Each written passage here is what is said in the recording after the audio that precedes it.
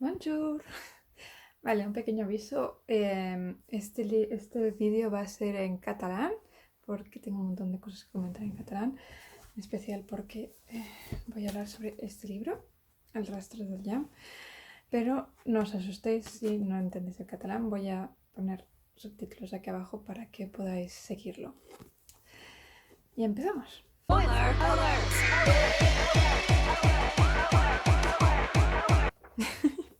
Bonjour un altre cop, suposo. A veure, doncs això és bàsicament una ressenya del Rastre del Llamp i un petit comentari sobre el que he estat fent últimament. Vaig assistir a la CatCon aquí, que va ser a Vilanova i la Geltrú, conversació catalana de ciència-ficció i fantasia, al qual vaig conèixer autors, vaig conèixer companys i us en parlaré també una miqueta. Però comencem amb el que probablement serà el millor llibre que he llegit en tot 2019, que és El rastre del llamp.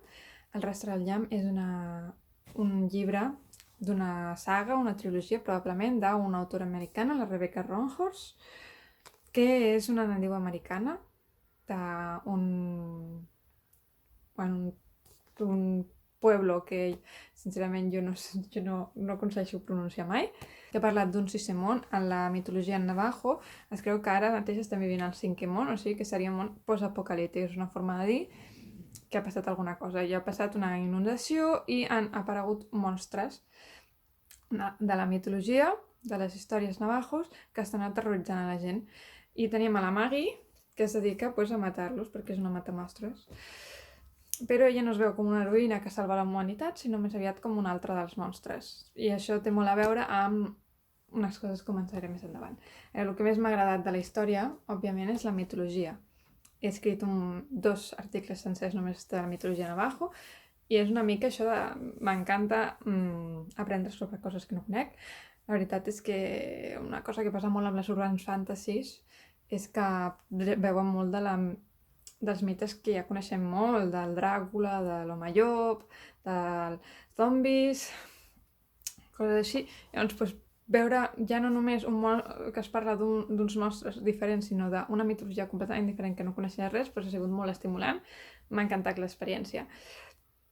És un llibre que és molt actiu, ella mateixa ho deia, és com veure una sèrie de televisió, com veure una pel·lícula, perquè l'acció és molt contínua, molt ràpida, no perd el temps en els detalls, el qual és una cosa que aprecio bastant també, perquè a mi a vegades llegir descripcions i descripcions m'avorreixen, i suposo que és a més una mica la victimització de l'època en la que vivim, això de que nosaltres estem acostumats a tenir-ho tot molt ràpid i esperar per aconseguir alguna cosa, a vegades es fa una mica passat. M'encanta el personatge de la Maggie, és una dona molt forta i també molt trencada. La teniu aquí. Aquest és una llàmina que donava mai més com a regal quan compraves el llibre, que és una imatge de la Maggie amb la seva espasa. És molt maca. La Maggie és un personatge molt atormentat. Van matar la seva família d'una manera horrible.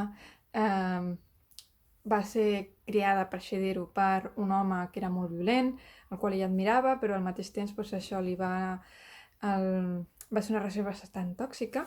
I al final, ara quan comença el llibre, és això que ha arribat una mica a la conclusió que ella és un monstre també, perquè l'únic que ha après de la seva vida és la violència. I té por de no poder fer res més que treure la mort, per així dir-ho. Llavors és un viatge de la Maggie una mica desfent-se de tota aquesta dolor que porta a sobre, de donar-se que és molt més del que pot fer. Aconseguint aquesta independència amb respecte a aquesta figura que l'està atormentant encara, fins i tot que no hi és, que va ser el seu mentor en el seu moment. I també una cosa que m'agrada molt és la dicotomia entre els homes dins de la història, perquè tenim certs homes que es senten molt amenaçats per les capacitats de la Maggie, pel fet que ella sigui bona lluitadora, pel fet que ella sigui agressiva, que té molt a veure amb potencialment una sensació d'amenaça cap a ella, ja no tant una amenaça real, sinó aquesta masculinitat fràgil, i que es representa per així una mica com antagonistes, mentre que tenim el Kai, el Ta, el Clive, a diversos homes que al mateix temps és això, reconeixen que ella té unes qualitats, unes capacitats que potser no són les habituals, però l'admiren perquè és una bona persona i perquè intenta ajudar la gent. I li fan veure que és això, que no és un monstre al cap i a la fi com li han fet creure. aquestes altres persones que se senten amenaçades per els seus talents. Bueno, en Rodó m'ha encantat. Hi ha alguns gazapos que, bueno, no són faltes d'ortografia en si, sinó coses que se t'escapen a vegades. O sigui que jo no les conto com algo dolent, perquè és impossible tenir una història perfecta, i és un trabajazo, perquè és una obra que no ha estat traduïda a l'espanyol, o sigui que encara no ha aparegut a Espanya. Aquesta és només es pot trobar en català aquí, o si t'agrada molt comprar-la en anglès. I realment es mereix haver guanyat els premis que ha guanyat el Nebula i el Locus. Hugo, el Nebula i l'Hugo. I m'ha encantat. És que 5 estrelles sobre 5. L'única cosa és que em sembla que hi ha un personatge gay i tinc la impressió que l'utilitzen una mica com a comodín. I eso es todo. Això és tot en quant a la història de la Maggie. Jo estic desesperada per preguntar als de Mai Més Llibres, que són els que han fet aquest llibre, que l'han traduït al català, si traduiran la segona part, que va sortir a l'abril de 2019, Storm of Locus. Ens han dit que els encantaria fer-ho, però primer han de veure com van les vendes d'aquest, o sigui que si no us l'heu comprat, compreu-lo. Ara mateix estic llegint un llibre que ja no és fantasia juvenil per acabar l'any, que és A la deriva de Penelope Fitzgerald.